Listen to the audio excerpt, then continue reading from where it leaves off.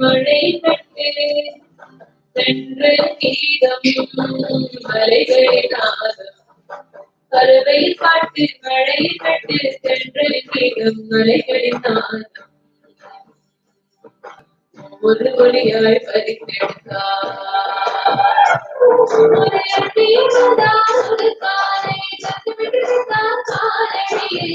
ஒரு ஒளியாய் பறித்தெடுத்தார். கைகளில் மறைத்து கொண்டு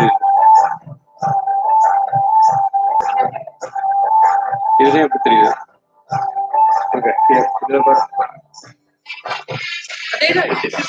அது வந்துட்டு போகுது. ஏன்னா இதுல சரியா வருது, யூடியூப் சரியா வரும், சரியா வந்துட்டு போகுது. ஒரு வயசு இருக்கு, வேற யாரும் இருக்கா, சரியா வர மாட்டேங்குது. இப்படியே போதுமா? இப்படியே போகுது. இது ஓகே.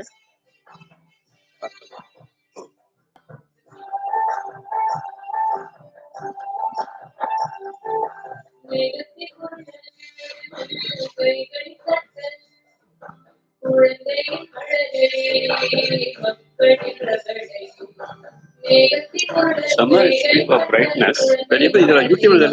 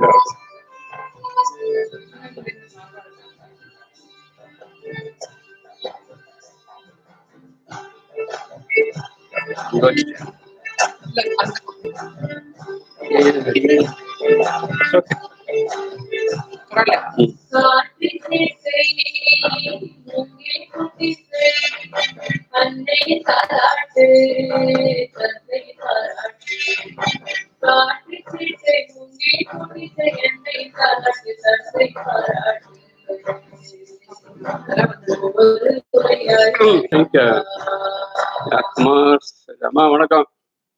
குமார் இருக்காரு, அப்புறம்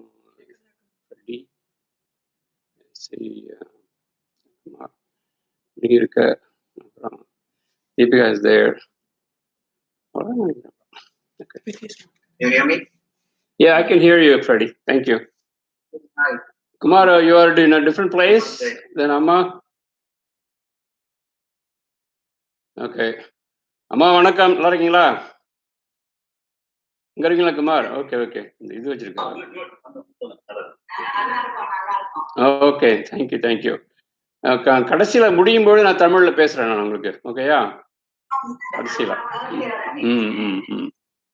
குமார், இது என்ன ஒரு புத்தர் சிலை தெரியுது? நீங்க தான் வச்சீங்களா? ஒரு புத்தர் ஸ்டாச்சு தெரியுது, நீங்க தானே? குமார் கேக்குதா? Virtual பேக்ரவுண்டா? Very good, very good, very nice. Very good, very good. வாங்க ஒரு புத்தராவே ஆயிட்டீங்க நீங்க. கௌதம புத்தராவே ஆயிட்டீங்க நீங்க. சரி. Okay, let's start. Let's start. Yeah. Vakratunda Mahakaya Suryakoti Samaprabha Nirvignam Kuru Me Deva Sarvakaryeshu Sarvada Namah Suryaya Chandraya Mangalaya Budaya Cha Guru Shukra Shani Vescha Rahuve Ketuve Namaga Gurur Brahma Gurur Vishnu Guru Devo Maheshwaraga Guru Sakshat Parabrahma Tasmai Shri Guruve Namaga.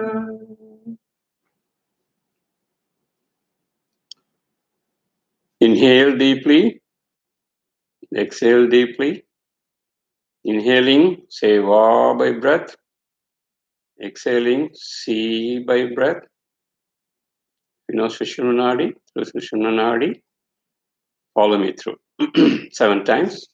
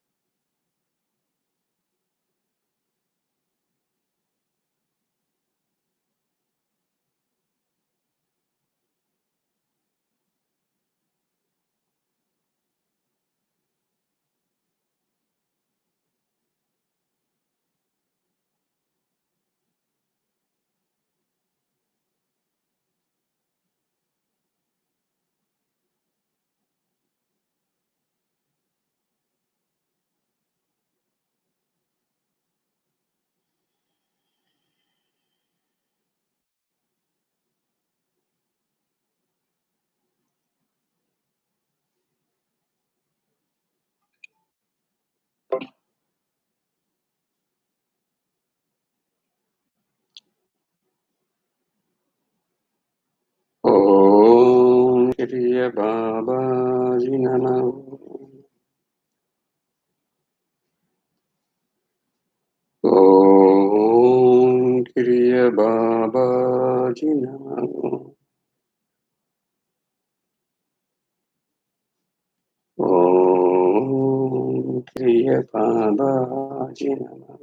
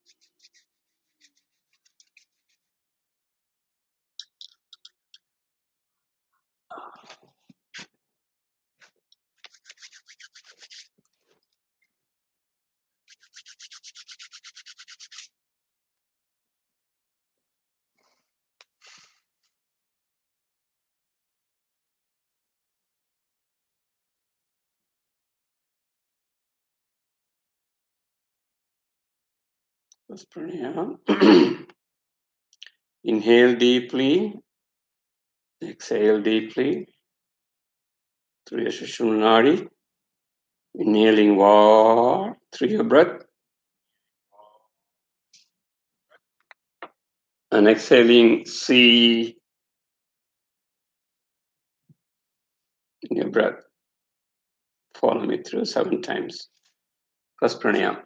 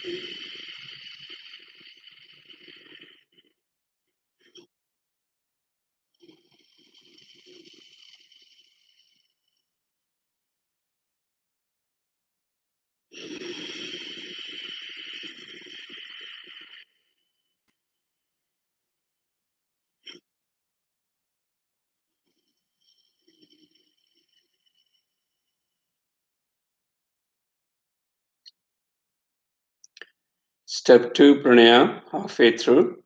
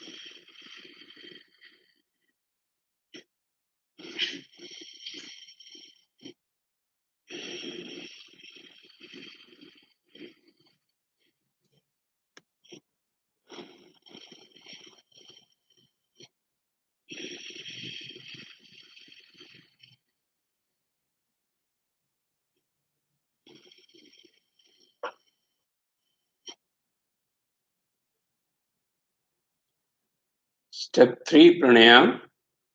Inhaling deeply and exhaling through one breath. 7 times.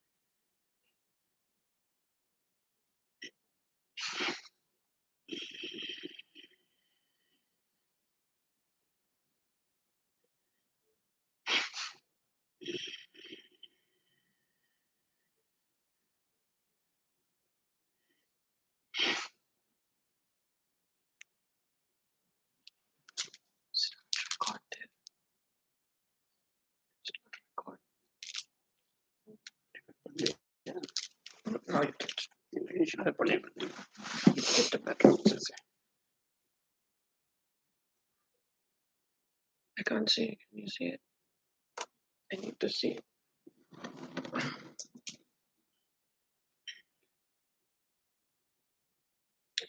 She's trying to record the satsang. Okay, thank you.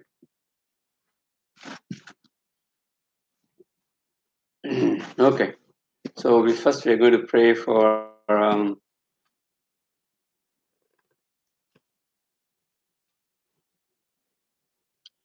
Dhanvantri, Maharishi Dhanvantri Siddha, again for a prayer against this COVID-19. So let's put your whole attention, our mind, our feelings, and our energy to this prayer. And we're sending this prayer to the Almighty through our beloved Guru Babaji. Go ahead. Om Namo Bhagavate Vasudevaya Dhanvantrayaya Amrita Kalasha Hastaya Sarvamaya Vinasanaya Trailogya Nadaya Shri Mahavishnave Namaha. Om Kiriya Babaji Namaho. Om Namo Bhagavate Vasudevaya Dhanvantrayaya Amrita Kalasha Hastaya Sarvamaya Vinasanaya Trailogya Nadaya Shri Mahavishnave Namaha. Om Kiriya Babaji Namaho. Om Namo Bhagavate Vasudevaya Dhanvantrayaya Amrita Kalasha Hastaya Sarvamaya Vinasanaya Trailogya Nadaya Shri Mahavishnave Namaha. Om Kiriya Babaji Namaho. Om Namo Bhagavate Vasudevaya Dhanvantrayaya Amrita Kalasha Hastaya Sarvamaya Vinasanaya Trailogya Nadaya Shri Mahavishnave Namaha. Om Kiriya Babaji Namaho. Om Namo Bhagavate Vasudevaya Dhanvantrayaya Amrita Kalasha Hastaya Sarvamaya Vinasanaya Trailogya Nadaya Shri Mahavishnave Namaha. Om Kiriya Babaji Namaho. Om Namo Bhagavate Vasudevaya Dhanvantrayaya Amrita Kalasha Hastaya Sarvamaya Vinasanaya Trailogya Nadaya Shri Mahavishnave Namaha. Om Kiriya Babaji Namaho. One more. Om Namo Bhagavate Vasudevaya Dhanvantrayaya Amrita Kalasha Hastaya Sarvamaya Vinasanaya Trailogya Nadaya Shri Mahavishnave Namaha. Om Kiriya Babaji Namo.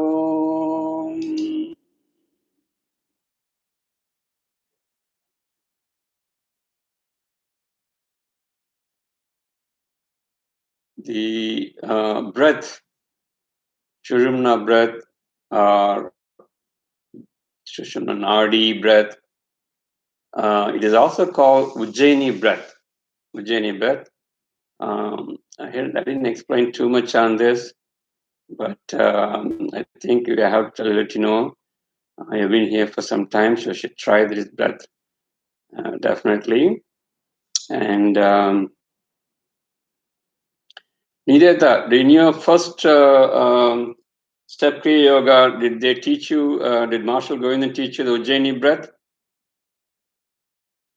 I don't know. I don't think so.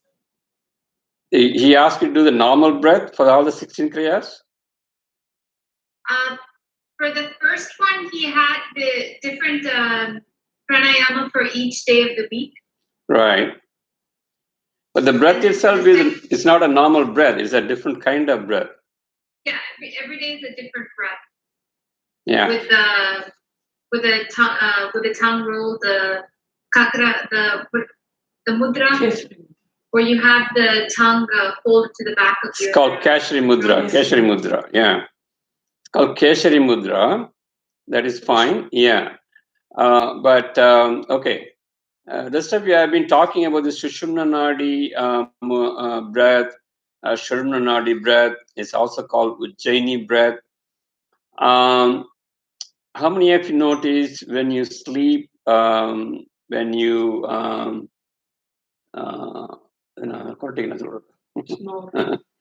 when you keep snoring, you have a different kind of breath. How many of you have seen that? When somebody's snoring, and if you're snoring, if you're aware when you're snoring, the breath actually starts from your throat, not from your belly. That kind of breath, we are doing it consciously.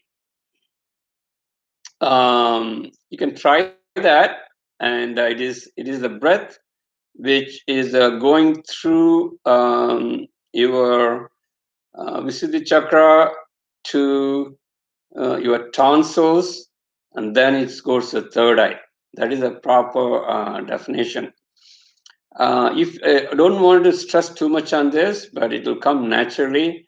In fact, if you are in deep meditation, some of you might be feeling this breath coming. That is why sometimes when I am deep meditation, some of you might have noticed my breath goes deep inside. So that is a Sushumna Nadi breath. For some people, it comes naturally. Some of them, you have to induce it consciously to try it. If it comes, it's okay. But inhaling deeply and exhaling deeply is more important. Okay. So if you want to do too much research on the Sushumna Nadi, you can Google it also.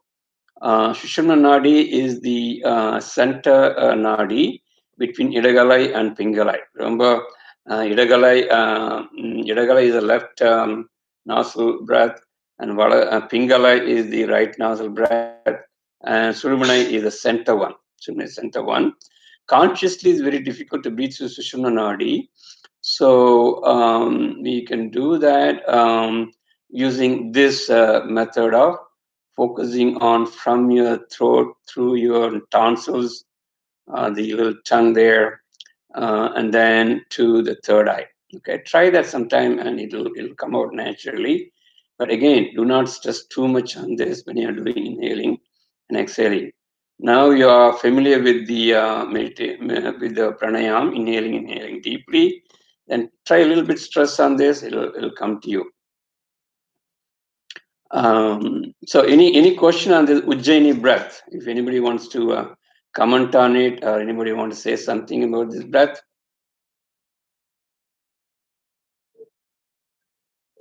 Deepika, you have a question?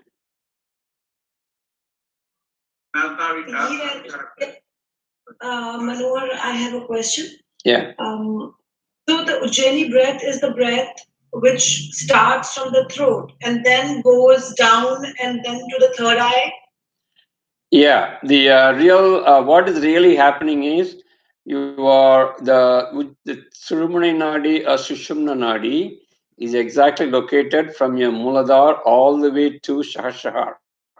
You know that Muladhara is right at the bottom of the spine, and then the 7 chakras. Yeah, but Sushumna Nadi breath, it looks like as though it is going from your Visuddhi chakra to Agna chakra through the tonsils.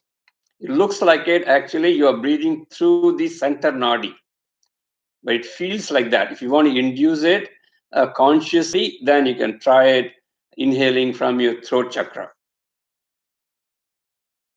But if you do that, the real breath really goes to the Sushumna Nadi, which is traveling right from Muladhara chakra all the way to Sahasrara chakra. In my stomach and then or in my head. Right. Not both ways. That's okay. That's fine. That's fine. As long as you feel breath is touching your Agna chakra and the top of the head. So do not consciously breathe through your stomach. If it comes naturally, that's okay. But if you want to try conscious Sushumna Nadi, try it through from your Vishuddhi chakra. That's what I meant. So if you are in deep meditation, sometimes you will feel as though the breath is taking inside all of you, inside through you automatically. That is actually the Sushumna breath. Sometimes some of you might have seen me make the noise. That is Sushumna breath. But if it doesn't come naturally, that's okay. You don't want to force it, but it will come to you automatically after some time. But the yogis and siddhas, they have this term called Ujjaini breath, which is the center Sushumna Nadi breath. They teach for more than a couple of years for these yogis. We don't want to spend too much time on this, but the essential thing is taking a lot of pranic energy inside your body. A lot of pranic energy. That is the essential thing. If you take it through Sushumna Nadi, then it goes straight to the Agna chakra, which is much more effective. That will come to you naturally, so not to worry about that. But I have to mention this since we are all following Siddhas. This is what they mean by Sushumna Nadi breath. Sushumna Nadi breath. And Babaji's 16 Kriyas, they also teach this by folding the tongue inside. It's called Keshari Mudra, then focusing on the tonsils and so on and so forth. So I don't want to make this complicated, so your attention goes all the way. But inhaling deeply and try to see whether you can make the breath through from Vishuddhi chakra. Okay. Basically, the breath is called Ujjaini, but what it breathes through is the Sushumna Nadi. Yeah. The breath that you breathe through the Sushumna Nadi is called Ujjaini breath. Yes. The breath you are doing through Sushumna Nadi is called Ujjaini breath. But all these terms and everything don't get complicated. Essentially, the breathing is not through left nostril or right nostril, the center nostril. Yeah.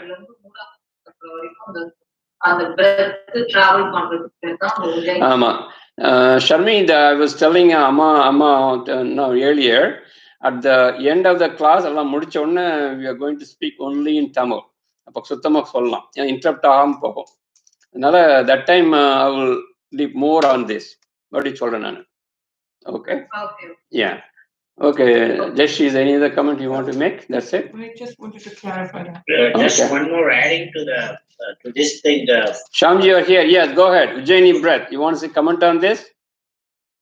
Yeah, the Ujjaini breath is associated with all the, like you're explaining, through your chakras. Yeah. So it activates your Muladhara, Swadhisthana, and also throat chakra. Yeah. And this and also the throat passage is narrowed, so that like you're telling that snoring sound. Yeah. It comes through the practice. Sometimes we have to practice for several months before we realize the energy is being raising from different chakras. Yeah.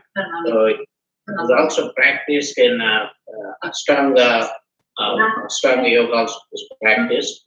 And like you said, when you go through the deep meditation, and this is really has a different effect.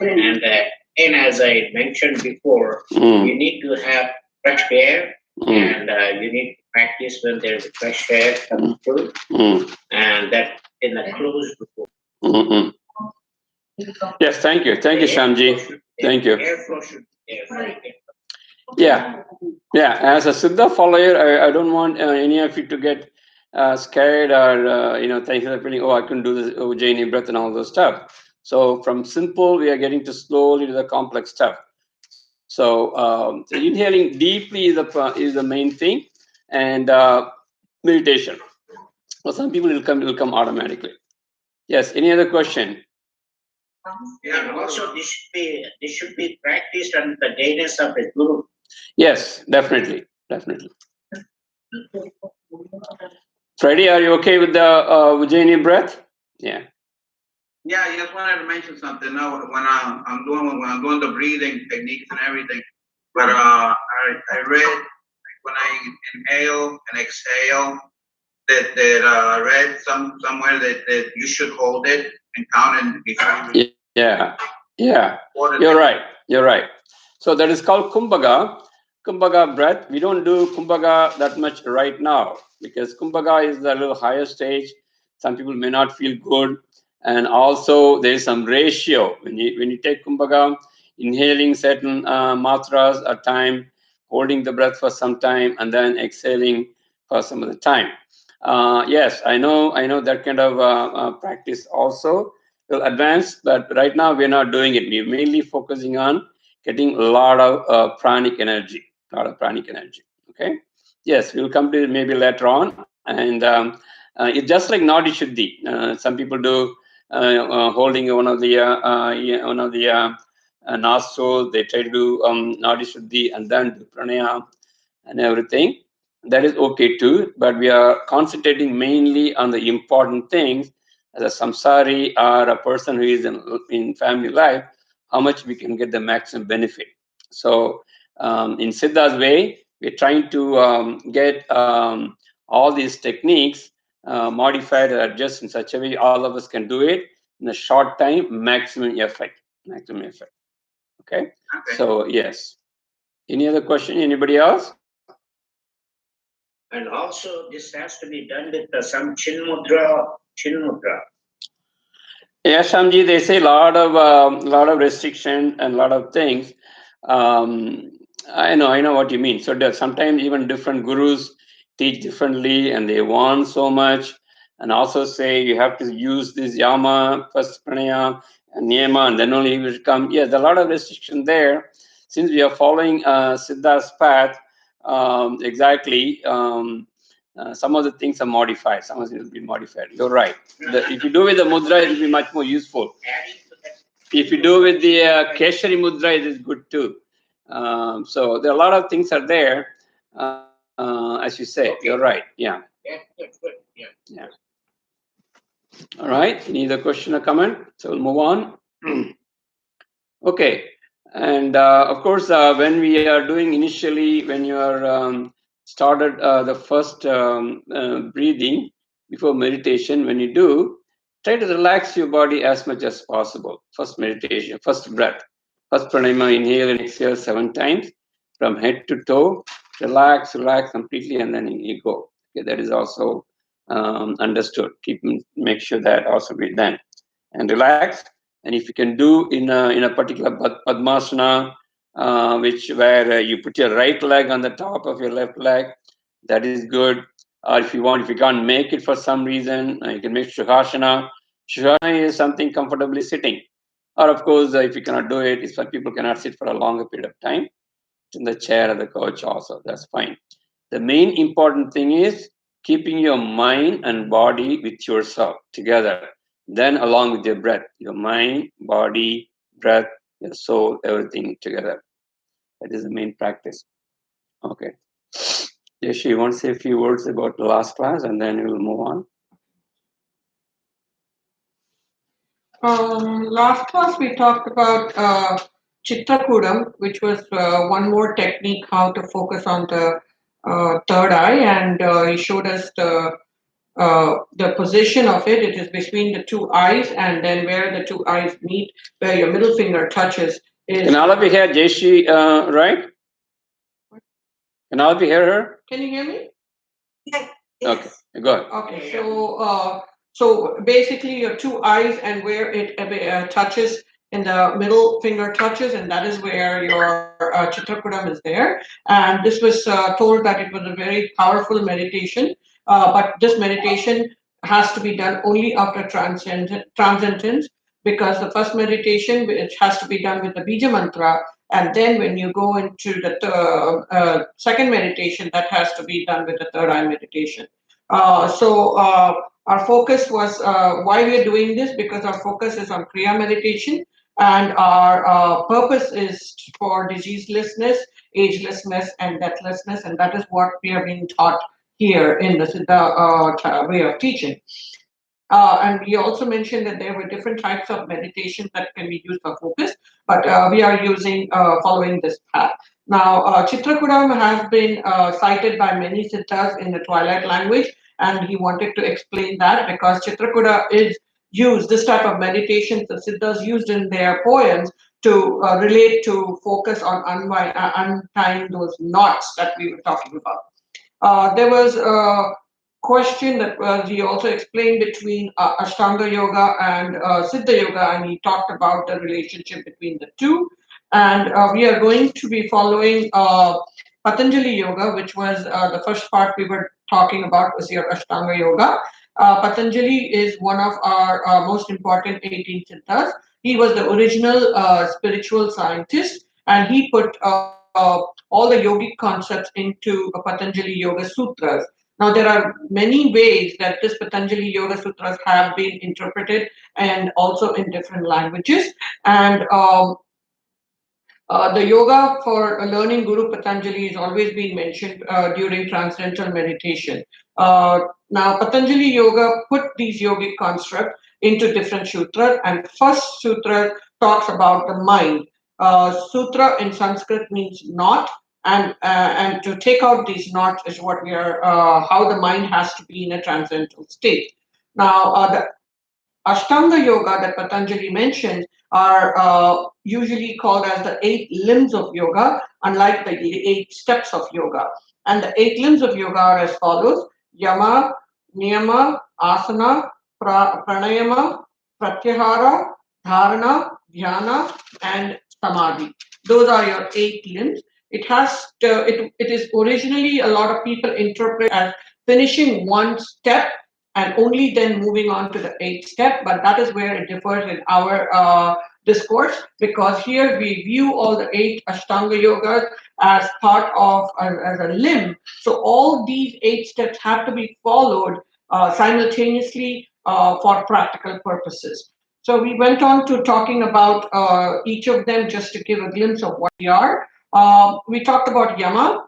Yama is to respect yourself as well as other people. You should not disturb the other humankind, and always treat every living as well as non-living thing with respect. Niyama is your nitya karma. That means we have to keep ourselves inside clean by cleansing the body and doing the practicing cleanliness, which is keeping your 5 senses clean. And Siddhas have recognized that there are 4,448 diseases that is caused because of the human imbalance, and we have to cleanse our body also. The third part of the Ashtanga Yoga limb is your asanas, which is your Hatha Yoga, which are your postures. And sometimes there are special asanas that are done for just for the chakras alone. The fourth type is your pranayama, which is supposed to be practiced daily, and that is what focuses on diseaselessness body. That means holding the pranic energy for a little while. Increasing your pranic energy leads to a stronger body and increasing to a lot of immunity. So Ayurveda falls under where the humors of the body are balanced, but it does not focus much on the prevention of your diseases. The next one we talked about was pratyahara, which is controlling of the senses, and he has not gone into detail of that. Then we talked about dharana, which is focus on your mantra, which is your main bija mantra. Then was dhyana, which is your meditation part on keen focus, where you do not concentrate on the mantra. And the last part of the Ashtanga Yoga was Samadhi, which comes naturally in the second part of the meditation after transcendental. And that is what the last part we just cited them. We never went into details of any of them, and we were going to go into details. Yeah. All right. One of the reasons why we are reviewing and repeating sometime is the way you have understood, the way it is written there.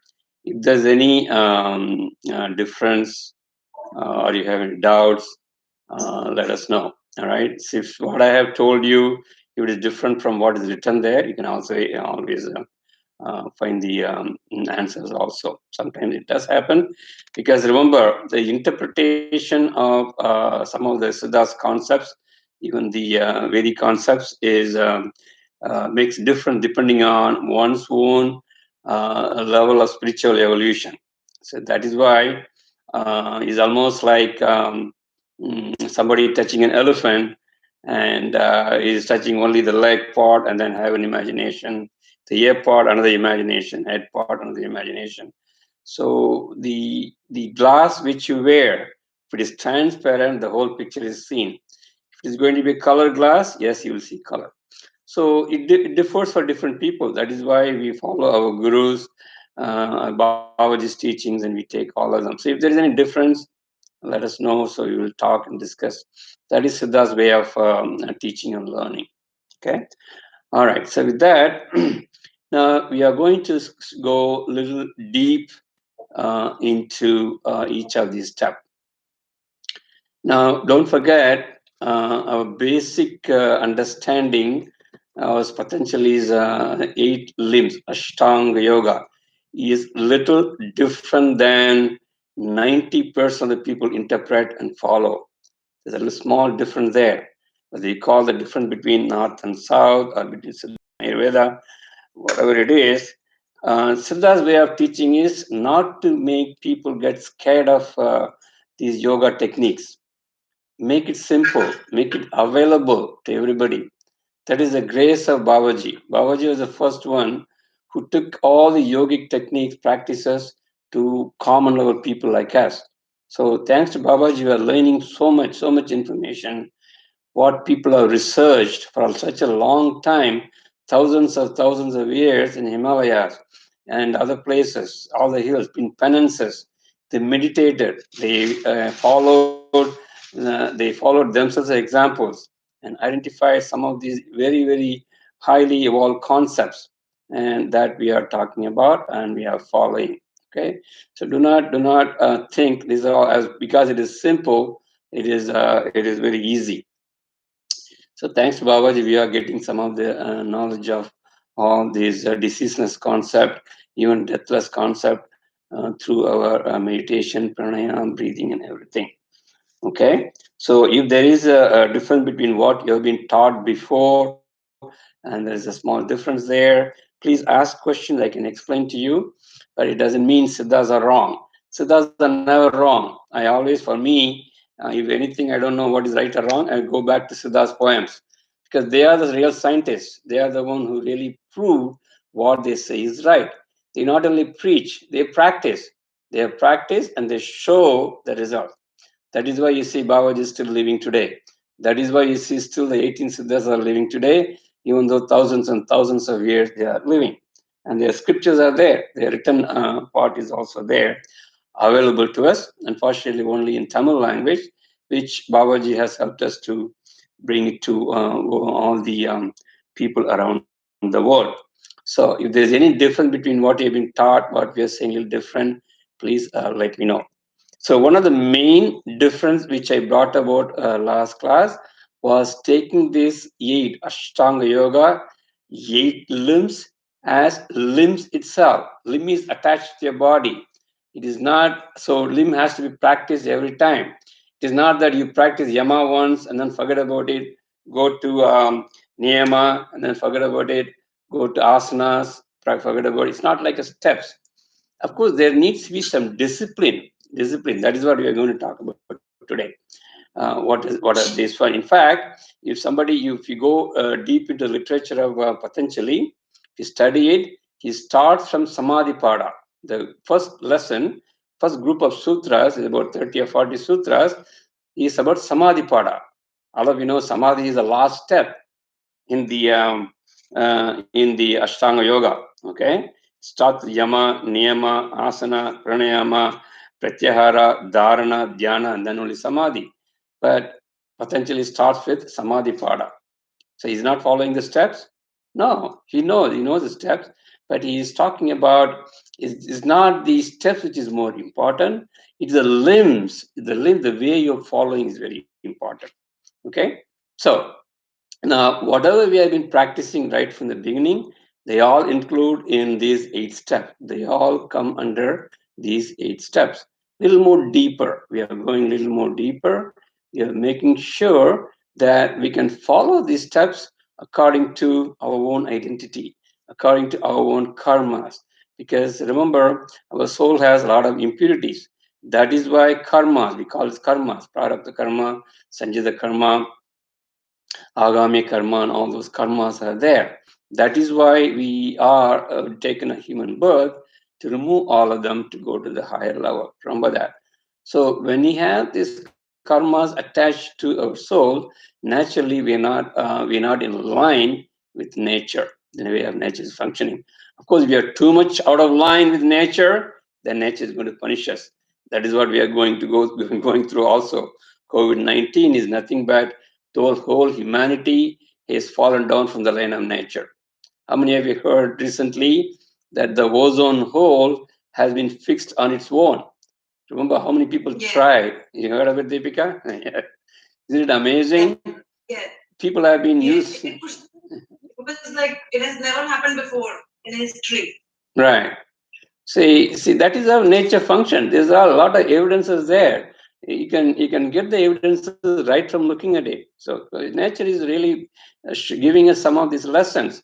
So if we are falling out of the nature's way, nature will teach us some way or other. Definitely, it will be taught to us. Remember, the same thing applied to humans also, individuals also. If you're not going in your life and aligned properly to what you are born for, you will be given punishment. You will be taken care in some way or other. That is why people get sudden shocks, sudden change in their life. They get a jerk. Then they get confused. They don't know what they are doing, why they are doing. All these things come up to their people's lives. Okay, so it applies to everybody. So we have to understand, as Siddha followers, Siddha's knowledge, we're getting Siddha's knowledge, we need to know some of these concepts. Okay, very, very important concept, theoretically also. Not only practicing all these techniques, not only practicing pranayam, meditation, everything, still our soul is not clean, is not going to have good influence. And there are some limitations. A lot of gods and devatas, they are really watching us. Siddha is watching us, what kind of knowledge we are getting, what kind of knowledge is going through a mind. They know who is getting it in a proper way. Highest level of attainment of Siddha Yoga, what we are following is will come to only pure consciousness people. It will not come to people who are not in clean mind, clean soul. It will never come to them. That is sure, because we know that Babaji is teaching here, Babaji is watching us, and Babaji's knowledge, Siddhas are watching us too. Only certain knowledge we can assimilate, certain knowledge we cannot get. But it's our duty, as our gurus are teaching. Babaji is teaching everything, whatever he has learned. I'm teaching whatever I learned from Babaji. So that is why it has to be all the time. All right, so let us get into a little bit of talk about the topic. Okay, the first technique we talked about is yama, right? Yama and niyama in Ashtanga Yoga. Yama and niyama. Let's focus on yama. Yama is mainly discipline towards external things, external discipline. What do you mean by external discipline? Okay, that you have to be truthful. You should not tell a lie in life, and no stealing. You should not get other people. You should not get desire for other people's thing. Okay, and desires of the senses has to be cannot be more. That is why they say desires has to be control, too much desires, too much of sensual enjoyment, non-possessiveness. You want to hoard everything, for me, because there is no wipes in the store. Go and get bundles and bundles of wipes, napkins. Go and bundle from the napkins and also the mask and everything. Suddenly, since fruits or food is not available, go and hoard the food. So that kind of thing should not be there in the human mind. Now, since this is external discipline, since we are following Siddha's path, we have to give our intellectual mind, why we should be like this, why we should follow Satya, why should always be truthful, why not stealing, why not getting from others, why we should only rich people have to enjoy everything, not the other people. This is the biggest problem in the world even today, because some group of people think they are the only ones who are born to enjoy everything, and certain people are supposed to suffer. They don't even care. You just for the sake of their own satisfaction, they may give a little bit, but they will not give the complete thing to other people. They are not happy with that. For some reason, their mind is not free to give whatever they have to other people. And nature is watching us. Remember, nature gives everything equal to everybody. The air, the pranic energy is equal to everybody. The sunlight is same for everybody. The moonlight is same for everybody. There is no difference. So that is how it has to be. All nature's treasures also. It's not that only few countries have to enjoy. Developed countries, developing countries, undeveloped countries is not so. That is one of the reasons why we are going through a lot of problems in the world also. So, why it has been followed? There are certain principles in their deep meditation. Siddhas found out some deep knowledge, some deep truth that we have to understand. That's what we are going to talk a little bit today. What is deep knowledge? Now, in deep meditation for years and years and long time, Siddhas found out there is always in the nature, in the universe, there is something static. Something static. Static means something which is permanent, something which is permanently located, permanently there. So let me know if you don't understand. Some of these concepts may be difficult for you, but I can explain in terms of science also. There is a static force in nature. There is something static all the time. And then there is something moving also. From this static state, something moving also. The static state in the universe can also be called as Shivam. It's not Sivan. Shiva is different. Don't put Lord Shiva here. It is called Sivam in Tamil. So means an object. Sivan is a person. There's an in and m difference. Sivan is Lord Shiva. Lord Shiva has Parvati's wife. He has Ganesha as child. He has Kartik as his child. It is not that we are talking about. Shivam is a representation of Shivam. That is true. But there is something called Shivam in the universe that is called static. That is static force. And there is something along with the static force everywhere in the universe. There is something moving also, something moving from the static force. That we call Shakti. Shakti and Shivam. Again, Shakti is not a Parvati. That is different. Shakti is just energy. In terms of science, a static force is always there. It is a force, but it's static. And there is a force which is moving. That is called Shakti. So Shivam is a static force. Shakti is a moving force. Shivam and Shakti. Without that, there is no universe. Remember that there is no universe. I don't know. Some of you remember when we talked about these different layers of the universe. We talked about Andam. We talked about Parandam. We talked about Bhuvanam. We talked about Sarasaram, Prapanjam, and so on and so forth. Different steps. If you remember that, that is fine. If you don't, that is okay. I'm trying to explain a little bit to you. So static force is present completely in the universe. With that background, above that background, you have the energy also moving. So that is why we have a saying in our ancient tradition, Shivam is there all the time. Without Shivam, there is no Shakti. Without Shakti, there is no Shivam. In Tamil, there is a word says Sivan illama Sakti illai, Sakti illama Sivan illai. If there is no Shivam, there is no Shakti. There is no Shakti, there is no Shivam. This concept is not difficult to understand. If some of you remember, if anything is rotating faster, there should be a center which has the force, but it will be static. Remember the wheel of a cart, a bullock cart. Imagine a bullock cart, and the wheel. There's an axle, right? There's an axle, and on that axle, the wheel is rotating. The axle is static, right? The axle is static, but it is force. But the wheel is rotating on the axle. If there's no axle, the wheel will not run. Am I right? So that wheel, that axle, which is there, it is called Shivam. I'm telling an example. Don't take it as it is. Okay? So that is Shivam, which is the axle, which is very quiet, which is not moving, very, very static, but it is very, very powerful.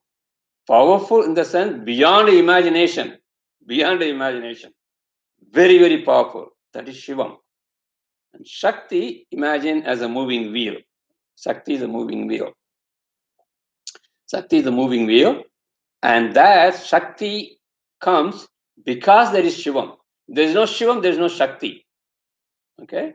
If there is no Shakti, there is no Shivam, because without the presence, without giving the Shakti, Shivam cannot exist. Okay? Both are interdependent. Both are interdependent. This is how the whole universe is structured. I'm not saying from my own theory. This is the theory of, I should not even say theory. This is the truth Siddhas found in their deep meditation. Their deep meditation for years and years together, they realized within themselves that the whole universe is made of Shivam, static force, and Shakti, the energy force. Remember, even physics, they talk about it. They made a calculation, but they never expand to the human existence. They never apply to the knowledge and human existence. But in Siddha's concept, in our Rishi's concept, we have all this knowledge. It is already there for thousands and thousands of years. Science is actually rediscovering all these concepts. But our knowledge, remember, it is puranam, complete. There is no theory and experiment. Everything is there. Everything is absolutely. If you follow something in Siddha's concept, it will be there permanently, right from your birth to death. In science, something you follow, next day it may change. Today, for COVID-19, they will ask you to take hydrochloroquine. Tomorrow, they will ask you to stop hydrochloroquine, that is toxic, use a vaccination. Tomorrow, they're going to say, it's not like that in Siddha's concept. When I say something, this is what is being taught for Babaji. Babaji's gurus like Bhoganatha and Agastya taught this to him. Babaji is teaching to us. And those Agasthyas and Tirumula, they have been taught by Parvati, Shakti. And their Shakti is taught by Lord Shiva. So it goes like this. So it is a complete knowledge. The complete knowledge. So we have to remember this. The knowledge we are getting is in completion. We call Purnam. Purnamada Purnam. In Sanskrit, they say Purnamada Purnam. Complete knowledge. So remember this. It is a static force and moving force. Static force, moving force. Two things. And then the third thing is there is in nature, in the universe, there's a pattern. There's a patternous thing happening. The precision, precisely it's working. Pattern is existing in the universe. It is precisely it is doing certain things. Pattern, precision, regularity. There's a regularity there. These are all some of the discoveries made by Siddhas. Static force, moving force, Shivam Shakti, pattern, precision, regularity. It's all there. It's all the universe. Remember, the same thing applies to us also, humans also. Remember, Andamam Pindamam Unre. Man is made the same image of God. This is why Siddhas went deep into themselves. They deep into themselves, they figured out who they are, what they are. They applied the same thing to the universe, and they found out exactly is matching. Okay? Whether you take Bible or here, Quran, whatever you really take, you can really interpret many of these things there also. It's all there. The question of interpretation. It's a question of interpretation. And Siddha is so fortunate to follow Siddha's path because it can be explained intellectually. It can be explained. There is no need of misinterpretation. It's all straight. As I was telling you, just like a fruit on your hand. It's explained in the poems. Okay? So static force, moving force, pattern, precision, regularity. Okay? So this is how it is there. Now, how it is function, how the universe is function, that is the next step we have to learn.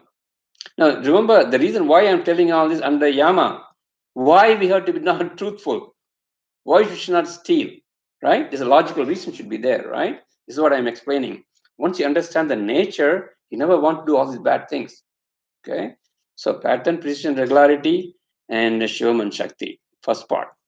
Next part is how it functions. How does it function?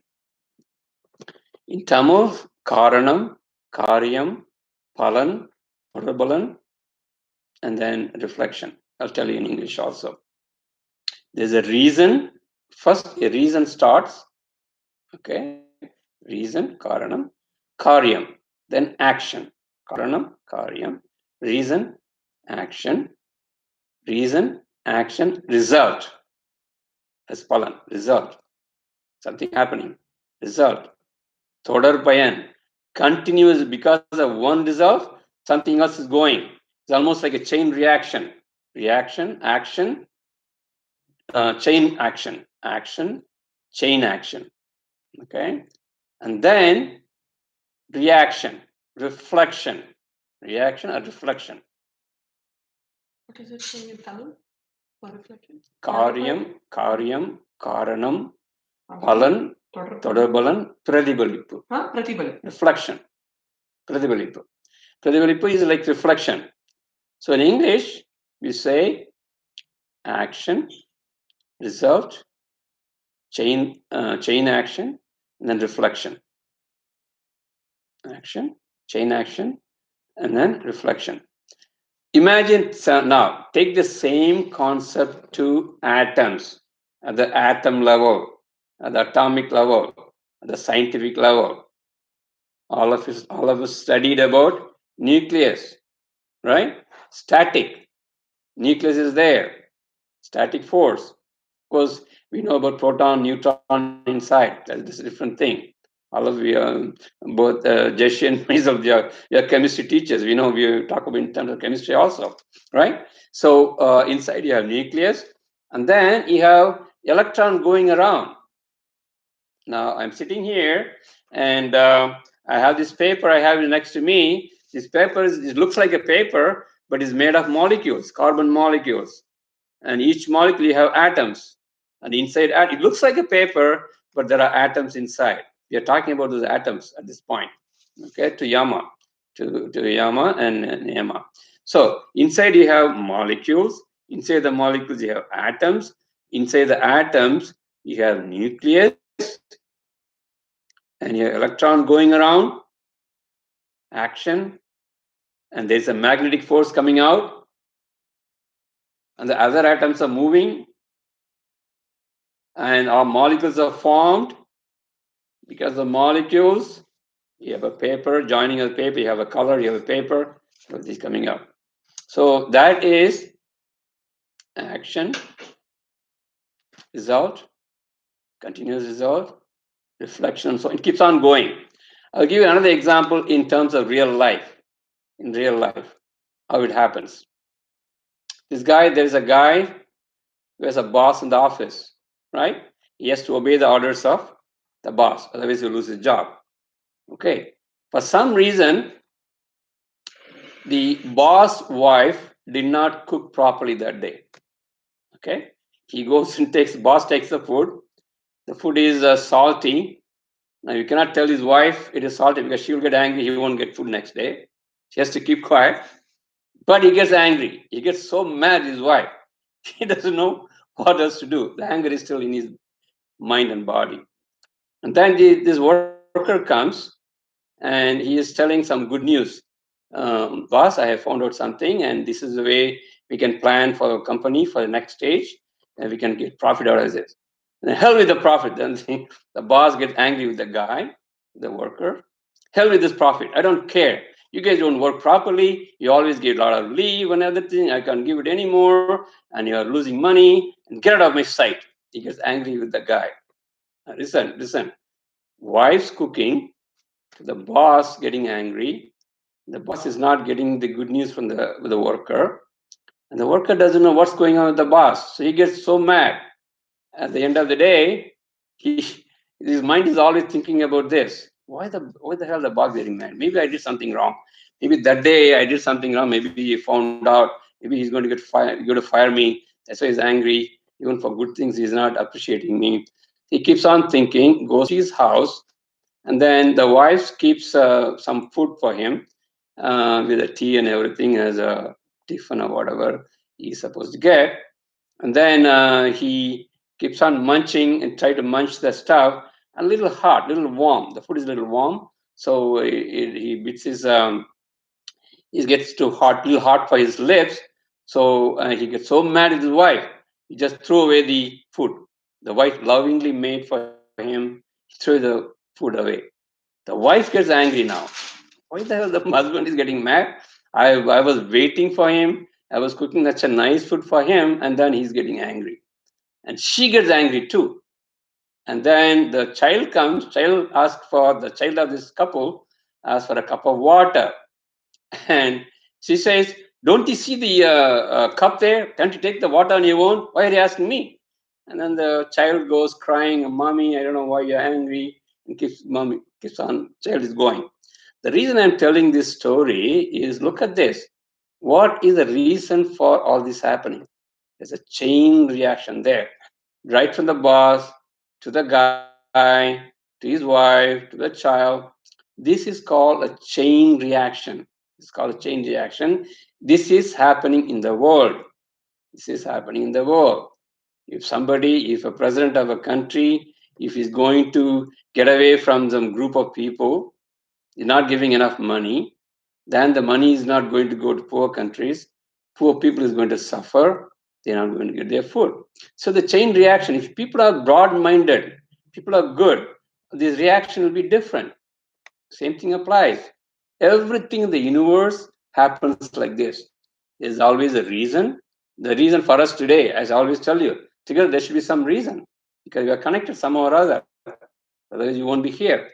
The reason they've been asked for some knowledge. So today you're getting this knowledge. So action, reaction. Remember, reflex action. There's always a reflection. Whatever you do, that's going to come back.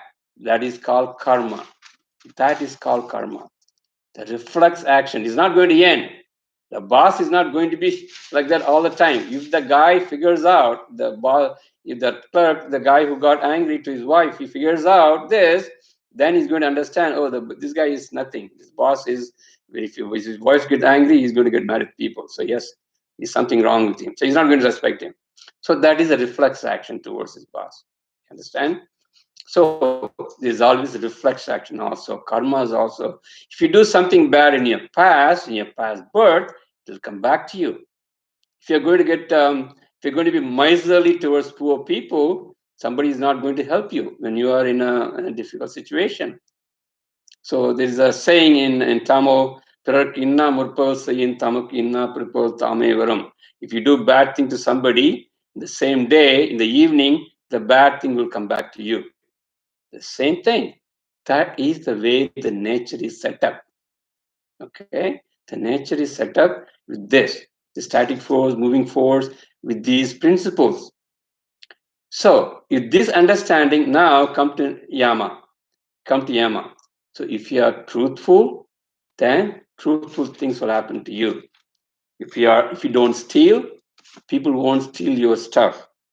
Okay, so if you are going to be restrained with your senses, then the senses will not be affected badly. So if you don't get the good stuff, you won't get bad feeling. So if you're going to be too much of sexual pleasures, then you're not going to see the reality beyond your senses. That is going to be real. That's going to be the Maya will always exist to you. If you want to possess too much things within you, the things you need sometimes will not be given back to you. So it's a reflex action. So if you want something good to happen to you, you have to be good first, right? That is a selfishness too. So why people are misbehaving? Why people are doing wrong thing? Because of ignorance. They don't know it is going to come back to them. They don't know that it's going to come back to them as karma. Do you understand now why we have to be good in Yama part? Why we have to be disciplined in a part? Okay, so Siddharth logically explains why you have to be good. Why you have to be good? You have to make a formula. You have to make a formula, as one of my gurus always talk about. Discipline. Discipline is a must. He always say, I will say in Tamil and then in English. So whenever you have to do something, you have to be Tanakko Pirarko, Tarkalatilo Pirkalatilo, Udalukko Uyuruko, எந்த வகையிலும் தொந்தரவு பண்ணாமல் இருக்கணும். தொந்தரவு பண்ணாமல் life எடுத்துட்டு போகணும். That means whatever you do, whatever you do in life, that should not affect yourself first. Don't harm yourself first, because this body is an amazing gift by God. Tanakko, yourself, don't do bad thing.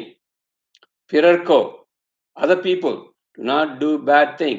Even think about it. Don't even think bad thing to others. All right, don't do it. Don't do it today. Don't do it tomorrow. Don't do it today. Don't do tomorrow anything bad. Don't do anything bad to physical body or even mental body. Some people will be very nice outside, but the inside, they'll be thinking how to harm this guy. That is also bad, because it's going to come back to you. That's the way the nature acts. It's a reflex action. Reflex action. So we have to be very, very careful whenever we think and do something. So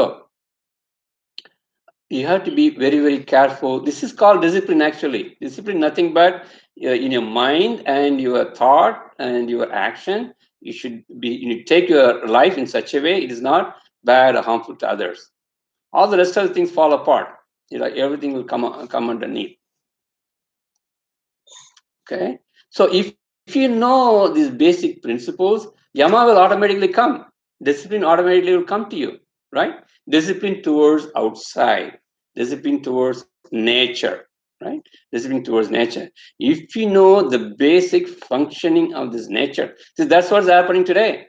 Today, all these things are happening in the world because of ignorance of this basic concept, how the universe is working, how the universe is functioning. Okay. So that is external discipline or Yama. So if you're going to be perfect and keep on going to the next step, it is very difficult. That is why we always say it's a limb. You should take your life with Yama all the time. Yama has to be there, not disturbing other people, not hurting anybody. You should make sure your life should be led in such a way you should not affect others. Just take care of your own thing. Take care of your own karmas. Okay. So how much time we have? No? Okay, I think I'm going to stop on Yama part today, and next class we're going to talk about Niyama. Niyama is the internal discipline. This is external discipline with the basic principle. Yama, Niyama, Patanjali's Yoga Sutta. If some of you are on YouTube, you can see Patanjali right on the right hand side. This is Patanjali's picture. Okay, we have. So we have a cobra-like head. In YouTube, you can see that very, very clearly, but not in the Zoom. But anyways, We can see this. if you can see, they can see you. Oh yeah. If you see Jayashree, just above is the Patanjali's picture. You can see here. That is the Patanjali Siddha. He's the one who wrote the Patanjali Yoga Sutra. Patanjali Yoga Sutra, all the yogis follow his sutras. His book start with Samadhi Pada. I don't know how these many of the yogis forget. They always go, you have to go step by step, you have to go step by step. But Patanjali himself starts from Samadhi Pada. Patanjali starts his lecture with the mind. Okay. So anyway, we will come back. So Yama, Niyama, Asana, Pranayama, Pratyahara, Dharana, Dhyana, Samadhi, all things have to be practiced. We cannot practice together, practice in small shots. Just to keep on doing. Doesn't mean that just because you're doing Samadhi, you're okay with Yama and Niyama. That is only for enlightened people. Maybe Babaji can do that, but not us. We have to follow all these 8 limbs in our life. Okay, remember that. Since the Siddha's part is only intellectually explaining, I already explained to you a little bit about the Yama part. If you have any questions, let me know. Then otherwise we'll move on. அம்மா தமிழ்ல வந்து இது end of இது முடிஞ்ச உடனே நான் தமிழ்ல சுத்தமா சொல்றேன் உங்களுக்கு. இந்த இது முடிஞ்ச உடனே. ஸோ கொஞ்சம் வெயிட் பண்ணுங்க. Anybody or any other questions? Freddie, do you understand what is today's lecture about? Yeah, I got a good idea. Okay, good. Deepika, an idea? Yes. Okay. Yes. Okay. Nideta, I think you should be familiar with this. Yes. Yes. Okay. Sharmi, Sharmi Kumar. Okay. Very good. So that is the Yama part. Niyama and everything step by step we will go. Intellectually, we'll talk about how these 8 steps are related to Siddhas, also what we are practicing. What you're practicing slowly, one by one. Okay. Yeah, I just want to add on to you. Shamji. Yeah, go ahead. This is my personal experience. When I saw people doing yoga, I feel very well said. There's all these things to be practiced simultaneously. And I've seen doing very wonderful Hatha yoga in Bangalore, in our center. Yeah. But he was not practicing Yama or Niyama. Right. So that reflected on him, because he's wonderful on Hatha yoga, asanas. It's got all kind of thing. But when people are close to him, associated, when you see there's something lacking in Yama, then naturally it is not complete. That's why what you are explaining today is 8 limbs should together and practice in every day of life. Yes. And then only it has got some meaning to it. Otherwise, you can't take part by part and do it only. Like you said, just do asanas and niyama, don't practice yama niyama on a daily life. Then it doesn't do. It is not complete. Yes. It is not a complete. Yes, absolutely. That's very good. You explained very good, and also I like the explanation of how boss is getting from wife to all the way. This reflection. Very good example. I appreciated what you said. Thank you. I like the way you explained, and how the Siddhas look at the whole picture, not one picture, not a little picture. They look the big picture. Yes. And work at it. That's wonderful. Very good. Thank you, Sanjay. Thank you. Thanks for your support. I just wanted to add a little bit to that. I wanted to tell for the rest of us who've been here for a couple of years that we've been practicing. If you look at the bigger picture of who am I, which is what we started, all, like he was saying, Patanjali's Yoga Sutras will fit into this. So we are going to look at Patanjali's Yoga Sutras as our beginning part, and then I will attach all of that and then look at it. How can who am I be fit into that? How can our thoughts, our desires, our worries exactly fit into which sutras? And that is what we will be going to compile together. We're going to take the Patanjali 8 Yoga Sutras and whatever we have learned in the past 4 years, we are going to implement that and see how we can connect them to the 8 limbs of the yoga. And that is going to be something that I am going to connect everything. And then probably as we go into this, I will start putting connections and let you understand the connections between which sutra was connected to which concept that we learned 4 years ago. Also, I wanted to say that coming Mother's Day, which is next Sunday, it will be our 5th year in progress. So hopefully we all can meet via Zoom next week also. So this is going to be stepping into our 5th year, I presume, right? We started long back. That was on 2016. Mother's Day we started doing this, and now it is going to be 2020, which is going to be our 4th year, 4 years complete, starting into our 5th year. So by Babaji's grace, we are continuing. So I'm hoping that we will continue furthermore. Thank you. That's all I wanted to say. Okay, good. Very good. Very good. Anybody else have any questions, comments? No. The only thing is, one comment I have is that, I wish I had met a guru like you when I was very young. And the reason I'm saying is that it's very important to come across a good teacher when you're very young, and your life would be really going in a right path. But otherwise, because what happens is, we have right now, when you want to learn at a later stage, because your mind has already developed in a certain way, then you have to undo everything what you have learned and start learning. But but that's why we should have open mind. Even though I was trained in Ashtanga Yoga, I'm learning more in Siddha Yoga now. Sure. Because it is more elaborate, more practical, and more towards, it's like before they were not talking about it. These are all 8 limbs. You go step by step. This is all one. So it is a different concept how you're explaining. That's why I think the siddhas are more practical. They're more practical. They're scientists. They're poets. They're many things of siddhas, Yes. And that South India, it has really preserved this knowledge. And I really appreciate for you bringing this knowledge out and telling the people, because it has been just sitting there collecting dust. Now you're taking the dust out and bringing to the people for the development of society, for the development of the world, and for the truth. That is the real wisdom of siddhas, to help the people. Definitely, good. Yes, Shamji, thanks to Babaji, we're getting this knowledge. Intellectually, we're understanding many of them. So we have to thank Babaji for giving us his guidance. Thank you. Appreciate it. Okay. Okay. All right. So any other common questions? Otherwise, we'll go.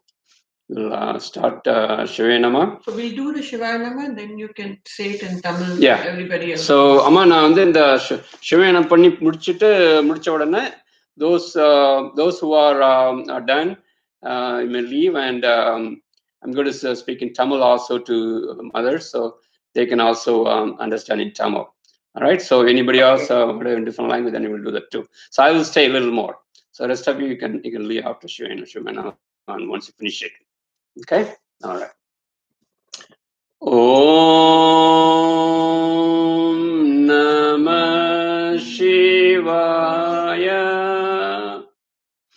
Om Namah Shivaya. Om Namah Shivaya.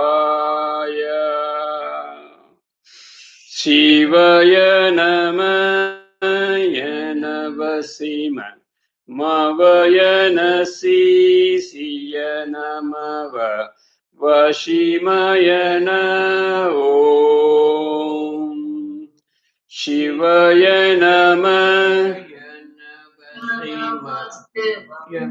Mavaya Nasi Siya Namava Vashimayana Om Shivaya Namah Yanavasima Mavaya Nasi Siya Namava Vashimayana Om Shivaya Namah Mavaya Nasi Siya Namava Vashimayana Om Shivaya Nama Yanavasima Mavayanasi Siyanamava Vasimayana Shivaya Nama Yanavasima Mavayanasi Siyanamava Vasimayana Shivaya Nama Yanavasima Mavayanasi Siyanamava Vasimayana Om Namah Shivaya.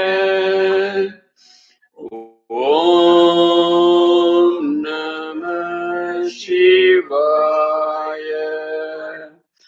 Om Namah Shivaya. Om Kriya Baba, Om Kriya Baba. Do you want to, Thank you all. to explain? Yeah. You want what I wrote?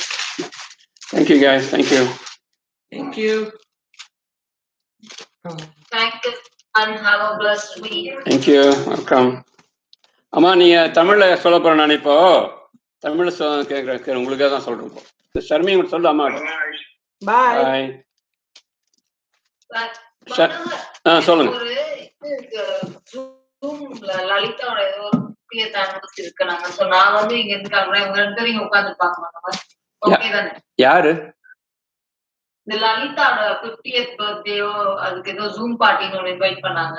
சரி அந்த zoom நான் connect பண்ண போறேன். ஆனா அம்மாவும் இந்த ஜூம்ல இருப்பாங்க. சரி அதான் அம்மாவுக்கு தானே. சரி நான் அவங்கள்ட்ட பேசிக்கிறேன். நான் நீங்க விடுங்க, நீங்க போங்க. Okay no problem no problem. Okay okay okay.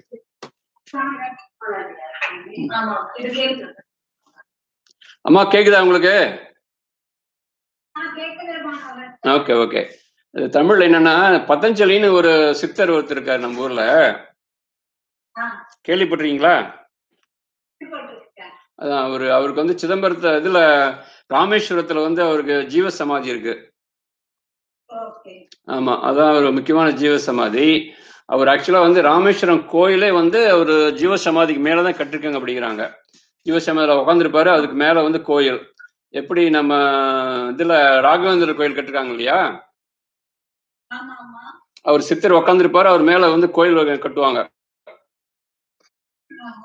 அது மாரி 18 ஆமா ஆமா அது மாரி 18 சித்தர்கள் கோயிலும் வந்து நம்ம ஊர்ல இருக்குது. சிதம்பரத்துல இருக்கிற சிதம்பரம் கோயில் வந்து சிதம்பரம் இவரு நம்ம திருமூலர், திருப்பதியில வந்து கொங்கணவ சித்தர், பழனியில வந்து இவரு நம்ம போகநாத சித்தர் அப்படின்னு சொல்லுவாங்க. அதெல்லாம் உண்மைதான் அது, சரிங்களா? இப்போ அந்த அந்த பதஞ்சலி தான் வந்து முதல்ல யோக சூத்திரம் எழுதினாரு. யோக சூத்திரம்னுட்டு அந்த யோக சூத்திரத்தை பத்தி தான் பேசிட்டு இருக்கோம் நாங்க. யோக சூத்திரத்துல வந்து அவர் வந்து சமஸ்கிருதத்தில் எழுதினாரு, சான்ஸ்கிரிட்ல. ஸோ அந்த சூத்திரத்துல வந்து என்னென்ன ஃபாலோ பண்ணணும், என்னென்ன வந்து நம்ம வந்து யோகம் பண்ணோம்னா என்னென்ன பண்ணணும் அப்படின்னு சொல்லியிருக்காங்க. அதுல வந்து 8 இருக்குது. அஷ்டாங்க யோகம்னு பேரு. அஷ்டம்னா சான்ஸ்கிரிட்ல 8ன்னு பேரு. ஸோ 8 வகை யோகங்கள் பண்ணணும் அப்படின்னு சொல்லிருக்காங்க. அதுதான் நம்ம பேசிட்டு இருக்கோம் அதை பத்தி. அதுல வந்து இயமம், நியமம், அப்புறம் வந்து ஆசனம், பிரணயாமம், பிரத்யாகாரம், தாரணம், தியானம், சமாதி அப்படின்னு 8 பிரிவு இருக்கு அதுல. அதனாலதான் வந்து அஷ்டாங்க யோகம்னு சொல்றாங்க. இந்த 8யும் பண்றவங்க தான் யோகிகள். நம்ம யோகிகள்லாம் பண்றாங்கன்னா அவங்க அதெல்லாம் 8யும் பண்ணணும் அப்படின்னு சொல்லிட்டு இருக்கிறாங்க. சித்தர்கள் அதெல்லாம் ஃபாலோ பண்றாங்கன்னு தான் சொல்லிட்டு இருந்தாங்க அவங்கள்ட்ட. இது என்ன பிரச்சனை அப்படின்னா, நிறைய பேர் என்ன எப்படி டீச் பண்ணுவாங்கன்னா, படிக்கும் பொழுது சொல்லும் பொழுது இந்த காலேஜில் யோகா படிச்சவங்க எல்லாம் என்ன சொல்லுவாங்க, வாத்தியாரங்கள்லாம் இந்த நீங்க ஒண்ணா ப்ராக்டிஸ் பண்ணணும்பாங்க. இஎம்எம் அப்படின்னா வந்து வெளியே சுத்தமா உண்மையா இருக்கிறது, பொய் சொல்லாம இருக்கிறது, திருடாம இருக்கிறது, அப்புறம் வந்து யாரையும் எந்த நான் வயலன்ஸ், யாரையும் கொல்லாம இருக்கிறது, அதெல்லாம் ஃபாலோ பண்ணணும். அப்புறம் தான் வந்து நீங்க வந்து யோகா பண்ண ஆரம்பிக்கணும்பாங்க. முதல் ஸ்டெப். 2வது ஸ்டெப் வந்து நீங்க நான் யாருன்னு தெரிஞ்சுக்கணும். அப்புறம் வந்து நீங்க வந்து பேராசைப்படக்கூடாது, பிரம்மச்சரியமா இருக்கணும், அது மாதிரி கோவப்படக்கூடாது, கவலைப்படக்கூடாது அப்படின்னா ஒரு 2வது சொல்லுவாங்க. அது பேர் நியமம்னு பேரு, உள்ளார இருக்க டிசிப்ளின். அதே மாதிரி ஆசனம் பண்ணணும் அப்படிம்பாங்க. ஆசனம்னா இந்த யோகாசனம் பண்ணணும் அப்படின்னு சொல்லுவாங்க. அப்புறம் பிரணயாமம், மூச்சு இழுத்து விடுறது பண்ணும்பாங்க. அப்புறம் வந்து ஒரு தாரணான ஒரு இந்த 5 புலனையும் அடக்கணும்பாங்க. நீங்க கேள்விப்பட்டிருப்பீங்க, மெய், வாய், கண், மூக்கு, செவி இதெல்லாம் அடக்கி இருக்கணும் நம்ம அப்படிம்பாங்க. இந்த ஆமை வந்து திருக்குறளை சொல்லுவாரு திருவள்ளுவர், இந்த 5 புலன்களையும் ஆமை மாரி அடக்கிக்கணும், ஃபுல்லா இழுத்துக்கணும், அப்புறம் தான் வந்து நீங்க தவம்லாம் பண்ணணும் பாரு. அது வந்து பிரத்யாகாரம். பிரத்யாகாரம்னா அதுதான். தாரணை அப்படின்னா ஃபோக்கஸ், கான்சென்ட்ரேஷன்.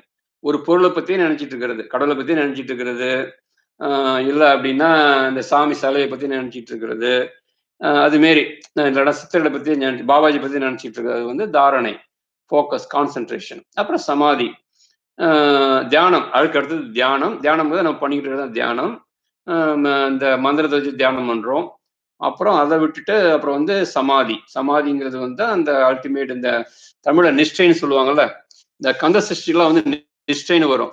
நிஷ்டையும் கைகூடும்பாங்க, கேள்விப்பட்டீங்களா? ஆமா, அந்த நிஷ்டையும் கைகூடுங்கிறது அதுதான் சமாதிங்கிறது. இப்போ இதெல்லாம் வந்து நம்ம அருணகிரிநாதர், இவங்க பழனியில இவங்கெல்லாம் போகநாதர் எல்லாம் பண்ணியிருக்கிறாங்க. அதனால இதை நம்ம சொல்லும் பொழுது சில பேர் என்ன சொல்லுவாங்கன்னா, ஒவ்வொரு ஸ்டெப்பா தான் பண்ணும்பாங்க. நீங்க முன்ன வந்து ஒழுக்கமா இருக்கணும், அப்புறம் வந்து ஆசைப்படக்கூடாது, அப்புறம் தான் யோகா பண்ணும்பாங்க. அதுனா அதுக்கு பண்ண பலிக்காது அப்படின்னு சொல்லுவாங்க. அதை பாபாஜி என்ன சொல்றாருன்னா, கிரிய யோகத்துல அதெல்லாம் அப்படிலாம் கிடையாது, நீங்க எல்லாத்தையும் பண்ணணும் அப்படின்னு பாபாஜி சொல்றாரு. நீங்க சாதாரணமா குடும்ப வாழ்க்கையில் இருக்கும் பொழுது இது எல்லாத்தையும் பண்ணணும், ஒழுக்கமாவும் இருக்கணும், அதே சமயத்துல நீங்க உள்ளார நீங்க யாருன்னு தெரிஞ்சுக்கணும், அதே சமயம் முடிஞ்ச வரைக்கும் யோகாசனமும் பண்ணணும், பிரணயாமும் பண்ணணும், அதே சமயம் நீங்க வந்து பேராசைப்படக்கூடாது, நீங்க வந்து கோவப்படக்கூடாது, அப்படி இருக்கணும், தியானமும் பண்ணிக்கணும், எல்லாமே பண்ணணும் அப்படிங்கிறாங்க. இதுக்காக நீங்க காட்டுக்கெல்லாம் போவானா, இதுக்காக காட்டுக்கு ஓடி போவானா, விட்டு போவானா. நீங்க பாத்தீங்கன்னா அந்த காலத்துல சில பேர் வந்து வீட்டே விட்டு போயிடுவாங்க, இதுக்காக தியானம் பண்ண போறேன்னு. அதுக்கு பேரே வானப்பிரஸ்டைன்னு சொல்லுவாங்க, கேள்விப்பட்டீங்களா? வானப்பிரஸ்டை, வானப்பிரதிஷ்டம்னா அந்த குடும்ப வாழ்க்கையை விட்டுட்டு ஓடி போயிடுறது கடைசி காலத்துல. அது மாதிரிலாம் சொல்லி கொடுப்பாங்க. பாவம், ஆனா பாவம் தெரியாம நிறைய பேர் போயிடுவாங்க. அது வந்து தப்பு இல்லைன்னு சொல்லிட்டு போவாங்க.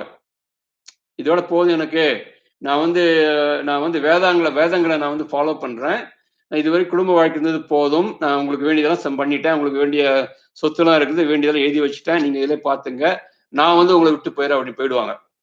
காசிக்கு போறேன் சன்னியாசி பாட்டு கேள்விப்பட்டிருக்கீங்களா? அது மாதிரிலாம் பண்ணிருக்காங்க அந்த காலத்துல. அது மாரி பண்ணிட்டு போயிருக்காங்க. அது அந்த உலகமும் ஒத்துக்கிட்டு இருக்கு, அப்ப அதை வந்து ஒத்துக்கிட்டு இருந்திருக்கு. அதெல்லாம் வந்து நம்ம சித்த யோகத்துல நம்ம தமிழ்ல சொல்ற நம்ம சித்தர்கள் வழியாரம் அது மாதிரி பண்ணக்கூடாதுங்கிறாங்க. பண்ணக்கூடாது, குடும்ப வாழ்க்கையில இருக்கணும், கடமையை வந்து செய்யணும், ஒழுங்கா செய்யணும், குழந்தைங்களுக்கு வேண்டியதெல்லாம் பண்ணணும், பேர பிள்ளைங்களாம் சொல்லி கொடுக்கணும், முடிஞ்ச வரைக்கும் வந்து கூடவே இருந்து, நம்ம தமிழ்ல சொல்லுவாங்களா குடும்பம் ஒரு பல்கலைக்கழகம்னுட்டு, அதை போல இருக்கணுங்கிறாங்க. அதான் ரைட்டான பாத்துக்கிறாங்க இவங்க. ஆனா இந்த சமஸ்கிருதத்துல வேதங்கள்லயும் இது மாதிரிலாம் சொல்றாங்க. சில சமயம் நீங்க வந்து விட்டு போனாதான் யோகம் கிடைக்கும், அதனால நீங்க விட்டு சாமியாரா போயிடுங்க அப்படிம்பாங்க சில சமயம். அதுக்கு பேரே வந்து குடும்பம் வானப்பிரஸ்தம் வச்சிருக்கிறாங்க. ரிட்டையர் ஆகி ஒரு ஸ்டேஜுக்கு போன உடனே விட்டுட்டு போயிடுவாங்க நிறைய பேர். அதெல்லாம் தப்புன்னு சித்தர்கள் சொல்றாங்க. அதை பத்தி தான் பேசிக்கிட்டு இருந்தோம். இப்போ வந்து இன்னைக்கு என்ன சொன்னோம் அப்படின்னா, இன்னைக்கு வந்து முன்ன வந்து இயமம்ங்கிற ஃபர்ஸ்ட் ஸ்டெப். இயமம்னா வந்து வெளி ஒழுக்கம். இது வள்ளலார் ராமலிங்க சாமி சொல்லுவாரு, வெளி ஒழுக்கம் உள் ஒழுக்கம் அப்படின்னுட்டு. வெளி ஒழுக்கம் அப்படின்னா, ஒழுக்கம்னா இருக்கணும் அப்படின்னா மற்றவங்களுக்கு வந்து எந்த நம்ம தொந்தரவே பண்ணக்கூடாது, தனக்கோ பிறர்க்கோ தற்காலத்திலோ பிற்காலத்திலோ உடலுக்கோ உயிருக்கோ எந்த வகையிலும் தொந்தரவு பண்ணக்கூடாது அப்படிம்பாங்க. அது வந்து இந்த வேதாத்திரி மாதிரி சொன்னது. அது வேதாத்திரி மாதிரி ஒழுக்கம்னா என்னன்னு சொல்லுவாரு. சொல்லும் பொழுது தனக்கோ பிறர்க்கோ தற்காலத்திலோ பிற்காலத்திலோ உடலுக்கோ உயிருக்கோ யாருக்கும் எந்த வகையிலும் தொந்தரவு பண்ணாம நம்ம வந்து வாழ்க்கையை அழைச்சிட்டு போகணும்பாங்க. சில பேர் வெளியே வந்து நிறைய ஹெல்ப் பண்ணுவாங்க, தர்மம் பண்ணுவாங்க, வீட்டுல வந்து அவங்க ஒய்ஃப் வந்து போட்டு அடிப்பாங்க, ரொம்ப கராரா இருப்பாங்க. அது வந்து பெரிய மனசு நினைச்சிட்டு இருப்பாங்க. ஸோ அதெல்லாம் தப்பு. அதெல்லாம் திருப்பி அவங்களுக்கு வரும். அவங்க வந்து பல பிரச்சனை இருக்கும். பல முன்புறையில சேர்ந்த பாவம் அதெல்லாம் சேர்ந்து பண்ணுவாங்க. சில பேர் வந்து நல்லா வெளியே நல்லாவே வச்சு காமிப்பாங்க. ஆனா வந்து வெளியே உள்ளார போயிட்டு பேங்க் அக்கௌண்ட் யாருக்கும் கொடுக்க மாட்டாங்க, இல்லை வேற எதாவது வெளியே பண்ணிட்டு இருப்பாங்க, வீட்டுல நல்லா இருந்துகிட்டே. அதெல்லாம் தப்பு அப்படிங்கிறாங்க. அதான் வெளி ஒழுக்கம் உள் ஒழுக்கம்ங்கிறது. வெளி ஒழுக்கம் இருக்கணும், மனசுக்குள்ளாரையும் ஒழுக்கமா இருக்கணும். அதுதான் இன்னைக்கு பேசிட்டு இருந்தோம்.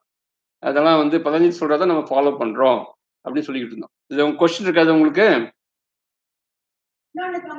சிவனை ஃபாலோ பண்ணா மத்த தெய்வங்களாம் தேவர்கள் ஒரே தெய்வத்தை ஃபாலோ பண்றாங்க, ஃபாலோ பண்ணுன்னு சொல்றாங்க. இதுல அதை என்ன செய்யலாம்? அது எல்லாம் தேவர்கள் இருக்கிறாங்க. ஆமா ஆமா ஆமா அது உண்மைதான். எந்த வேலை உண்மைன்னா பாருங்க, இப்ப ஒரு நாடுன்னு எடுத்துக்கிட்டீங்கன்னா, நாட்டுல வந்து ஒரு பிரைம் மினிஸ்டர் இருக்காரு இல்லையா? நம்ம பிரைம் மினிஸ்டர் மோடி இருக்காரு. சரி, மோடி இருக்காரு. அப்புறம் வந்து அதுக்கு பின்னால் நம்ம எடப்பாடி இருக்காரு. நம்ம கவர்மெண்ட்ல எடப்பாடிக்கு அதுக்கு கீழே வந்து நம்ம இப்ப திருச்சி இருக்குன்னா, திருச்சியில ஒரு கலெக்டர் இருக்காங்க இல்லையா? கலெக்டர் கீழே இன்னொரு தாசில்தார் இருக்காரு இல்லையா? தாசில்தார் கீழே நம்ம பஞ்சாயத்து தலைவர் இருக்காரு, பஞ்சாயத்து போர்டு தலைவர் இருக்காரு இல்லையா? இதே மாதிரி தான் தெய்வங்களையும் வந்து தெய்வங்களையும் ஒவ்வொரு ஸ்டெப்பா இருக்குது. சிறு தெய்வங்கள்லாம் வந்து இந்த கலெக்டர் இது மாரி, நம்ம பஞ்சாயத்து போர்டு தலைவர், நம்ம கலெக்டரு, அது மாதிரி சரிங்களா? நம்ம கலெக்டரு, அப்புறம் அதுக்கு மேல போனீங்கன்னா நம்ம எடப்பாடி, அது மாதிரி. இப்ப என்னதான் எடப்பாடி சொன்னாலும் மோடி சொல்றதான் நாட்டு நடக்குது.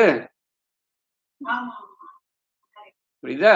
அது மாதிரி நீங்க இப்ப ஆனா நீங்க அதுக்காக வந்து நீங்க கலெக்டரை பழச்சிக்க முடியாது, பஞ்சாயத்து தலைவரை பழச்சிக்க முடியாது. அவங்களே ஒத்துதான் போகணும் இல்லையா?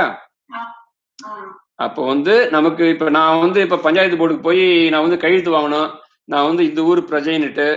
அப்ப கையெழுத்து வாங்க போறதுக்கு நான் வந்து பணிஞ்சு தானே போகணும். இப்ப நான் வந்து ஒரு சொத்து வாங்கியிருக்கேன், சொத்து என் பேர பட்டா வாங்கணும். அப்ப நான் என்ன பண்ணணும், தாசில்தார்ட்ட போய் தான் ஆகணும். அது மாரி நம்ம சிறு தெய்வங்கள்ட்ட வந்து நம்ம வேண்டியதை வாங்கி தப்பு இல்லை. ஆனாலும் அதுக்கு மேல எல்லாத்துக்கும் சுப்ரீமா இருக்கிற வந்து நம்ம சிவன், விஷ்ணு மாரி, பிரம்மா மாரி மேல இருக்கிறாங்க. அதான் பெரிய தெய்வங்கள். அப்ப சிறு தெய்வங்கள் அப்பப்ப நம்ம வந்து நம்ம வேண்டிய தேவைகளுக்கு உபயோகப்படுத்திக்கலாம். ஆனா அதுவே தெய்வங்கள், அது மட்டும்தான் தெய்வம் இருக்கக்கூடாது. அதுக்கு மேல பெரிய தெய்வம்லாம் நம்ம போயிடணும். நம்ம லார்ட் சிவன் தான் நமக்கு முக்கியம். சைவ சித்தாந்தம் சொல்றது நமக்கு சிவன் தான் முக்கியம். கடைசியில சிவன் சக்தி தான் முக்கியம். இந்த சிறு தெய்வங்களை அப்பப்ப யூஸ் பண்ணிக்கலாம். அதனால அதையே வந்து தெய்வம் கும்பிட முடியாது. அவங்க ஆமா, அதான் வித்தியாசம். புரியுதா உங்களுக்கு? இப்ப நம்ம ஊர்ல வந்து இந்த எல்லை காவல் தெய்வம் வச்சிருப்பாங்க, அம்மன், சின்ன சின்ன அம்மன் வச்சிருப்பாங்க, அதெல்லாம் செய்யணுமாங்க. அப்புறம் வந்து குடிசாமி வச்சிருப்பாங்க. குடிசாமிலாம் நம்ம கும்பிடணும். அது ஏன்னா அது நம்ம பரம்பரையா வந்த சாமி தான் அது. அதுக்காக நீங்க கும்பிடாம இருக்கக்கூடாது. ஆமா, குலதெய்வத்தை மறக்கக்கூடாது. ஏன்னா அவங்கதான் ரொம்ப நமக்கு உதவி பண்ணுவாங்க. கடைசி ஏதாவது முக்கியமான காலத்துல வந்து அவங்க வந்து நமக்கு உதவி பண்ணுவாங்க. அதே மாதிரி நம்ம சாகும்பொழுது, இறக்கும்பொழுது அவங்க கூடவே இருப்பாங்க. அவங்க நம்ம கூடவே வந்து அழிச்சு போவாங்க. உங்க தாத்தா, பாட்டி, அவங்களுக்கு முன்னவங்களாம் வந்து கூட இருந்து அழிச்சுட்டு போவாங்க. அப்புறமா அவங்களாம் முக்கியம், வாழ்க்கைக்கு ரொம்ப முக்கியம். அதுதான் அவங்களை கும்பிடுறது. முக்கியமான சமயத்துல வந்து அவங்களுக்கு வேண்டிக்கணும். அவங்களால முடிஞ்ச அளவுக்கு பண்ணுவாங்க. ஒரு சில விஷயம் அவங்களாலே பண்ண முடியாது. அவங்களால பண்ண முடியாது. நம்ம பெரிய தெய்வத்தை தான் போகணும். அதுக்கு தான் நம்ம தவம் பண்றோம், நம்மளே நம்புறோம். இப்ப நீங்க இந்த பாபாஜி படம் பாத்தீங்கன்னா உங்களுக்கு நீங்க பார்த்தா தெரியும் உங்களுக்கு. அதுல வந்து பாபா